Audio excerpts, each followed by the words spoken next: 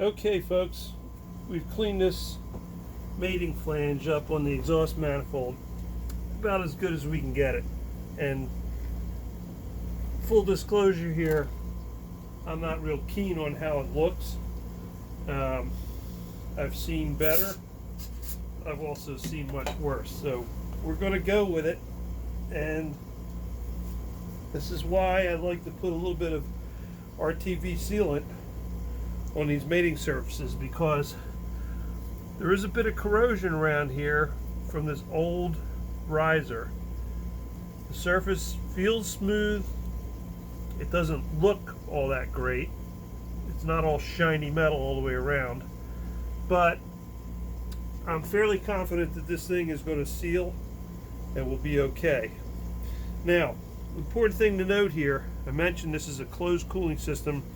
Raw water goes through the elbow, coolant flows through the riser. So that means you need a pass-through plate that goes between the exhaust manifold and the riser. That will go on here first with a gasket on top and bottom.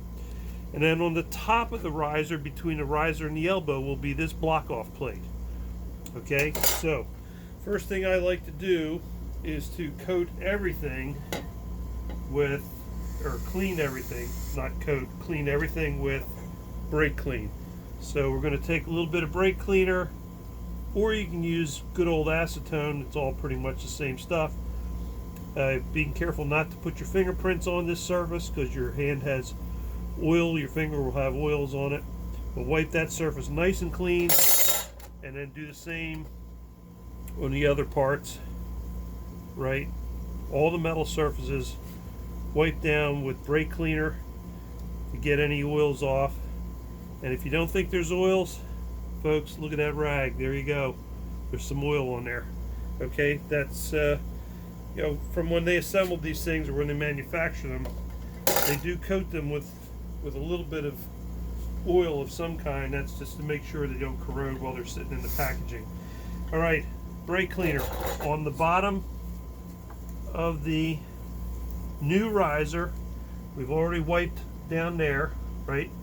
And of course then I'm going to give a wipe on the top of the new riser as well, just to make sure, again, there's no residue, no paint. Make sure there's no paint on these things. You will have to sand them down when you get them from the supplier. They're always painted. You got to get rid of the paint, and be very careful that when you remove the paint, you do so in a manner that doesn't score the mating surface, and it stays nice and flat and true, so you get a good seal.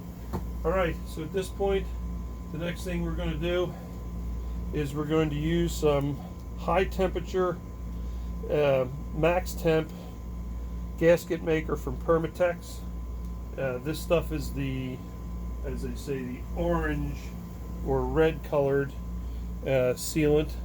I always put this on the gasket first, and the mating plates, or the block off plates and the pass-through plates, and then I drop it down onto the exhaust manifold surface, because I don't want to touch that surface right now with anything.